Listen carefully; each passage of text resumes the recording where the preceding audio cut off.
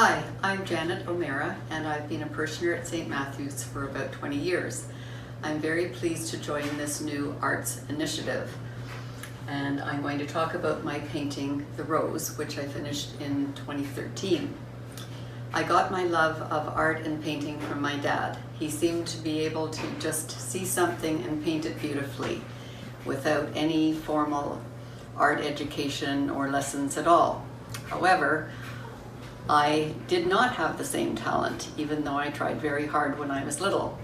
So when I came to Orleans and had the chance to take lessons with Bat Boy, I joined his classes. It took about 3 years of various landscape classes before he gave his famous flower course. His method was to sketch the whole flower first in chalk, do each individual petal, and then the chalk was erased as the painting went on. Each petal had to be done by mixing paint individually so that no two petals were the same.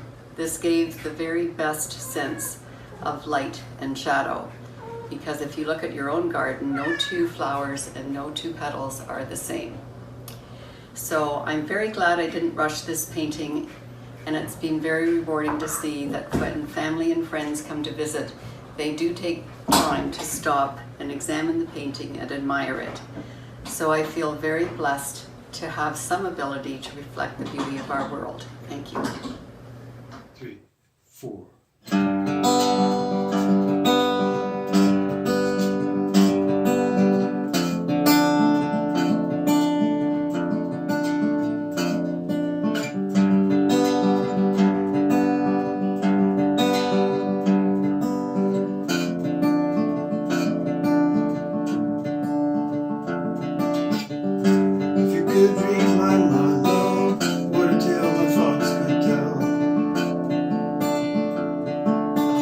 Just like an old time movie, articles from the wishing well.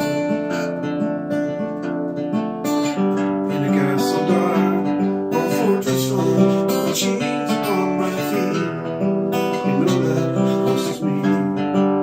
I will never be set free as long as I'm a ghost that you can see.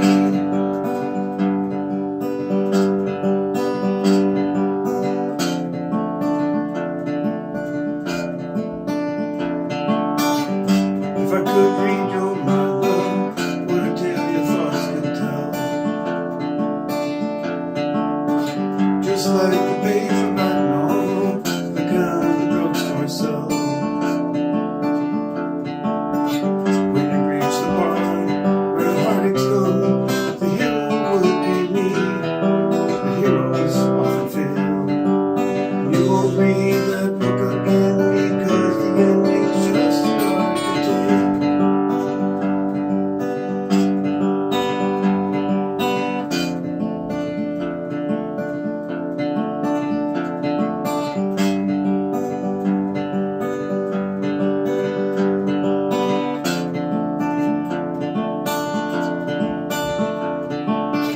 I walk away like a movie star with a burn in a 3-leg script. Enter number 2, a movie queen to play the scene, bringing all the good things out in me. If you know love, it's for real. I never thought I could feel this way, and I've got to say that I just don't get it. I don't know where we went wrong, but the feeling's gone, and I just can't get it back.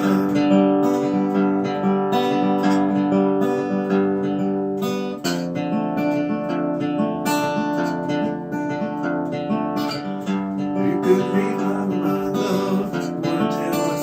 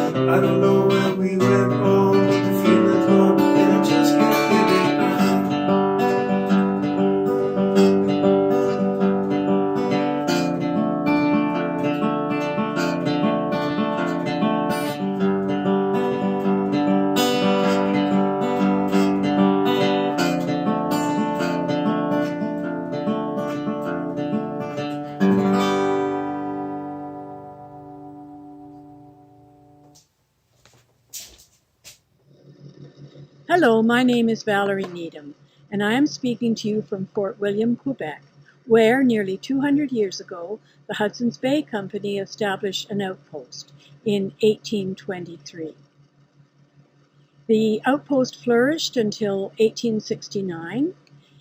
It was a point of trade for the Algonquin peoples who brought down their furs and traded for trade goods.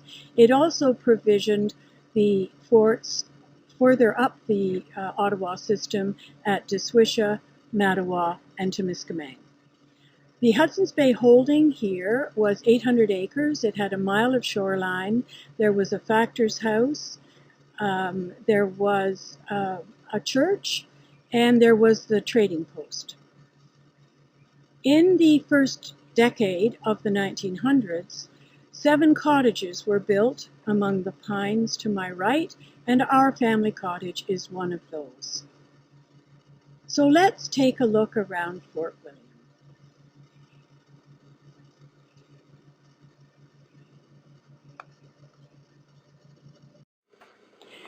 Here we have James McCool.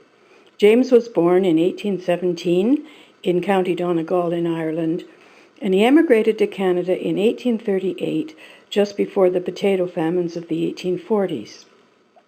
He farmed in the Sheenborough area for 20 years. In 1850, he married Catherine Murphy, and they had 8 children. Catherine sadly died in 1866, and sometime after that, he married Mary Meara, and they had 5 children. And so James has 13 children in 2 marriages, and he has now over 400 descendants. In 1869, James purchased the Fort William property from the Hudson's Bay Company for $3,000, which would be $285,000 in today's dollars. He lived until 1905 and is buried in the Sheenborough Cemetery in the family plot. In 1898, McCool built the Pontiac Hotel, seen here in a lithograph from the early 1900s. You can see that it was a very fine establishment. It had over 60 rooms. It had famous visitors, including Mary Pickford. People used to come up from Pembroke on the paddle wheel or on day trips, and they would go into the dining room and have their lunch. The lunch was very fine. It had 5 courses, and the dining room was very fine with linen and crystal and china and silver. And the cottagers used to have the main meal of their day there. The bell would ring at 12 noon, and the kids would have to get out of their bathing suits and get into dresses and shoes and socks and come in and have lunch. The hotel is owned and operated by the great-great-grandson of James McCool, and it is a favorite watering spot for boaters along the river. The Hotel Pontiac as it is today. You will see a brand new deck coming out the front. That is thanks to COVID, so that we can come up to the bar and have visiting and not be inside. I need to also give a shout out to Pontiac County. Their 70,000 residents have had not one case of COVID in these COVID times. We have here the oldest building on the site. It is the storehouse that was originally built probably in the 1820s. In 1852, they were making moonshine in here, and they blew the place up. A candle set fire to the moonshine. There was a huge conflagration. The frame storehouse or store beside it burned. The garden burned. It took the work of many people to put the fire out. And this is the way it looks today. The commemorative plaque of the Factor's House. As you can see, it was built by the Hudson's Bay Company in 1846. It was purchased by James McCool in 1869 and refurbished by Red or Robert E. Miller in the 1980s and his wife Betty. We'll go around the front of the Factor's House now and take another. We're at the front of the Factor's House. As you know, it was built in 1846 by the Hudson's Bay Company. It cost $150 at that time, which was considered fairly expensive. The modern equivalent would be $66,000. It's a very comfortable, commodious house, beautifully laid out, with a drawing room to the right-hand side and a dining room and a sitting room to the left and a kitchen at the back. George Simpson told the family that they mustn't have 2 fireplaces, but when the factor's wife arrived, she really did want a fireplace in the living room, so they put one in for her. And now we're going to take a look at the... In 1857, the Hudson's Bay Company constructed this little chapel, formerly St. Simeon, and is now called St. Teresa of the Little Flower. It was used by the Oblate Fathers who evangelized the Algonquin peoples who inhabited this part of the world at that time, and in the intervening years it has seen many weddings and many services. It is an ecumenical chapel, however it is often used by the Catholic Church.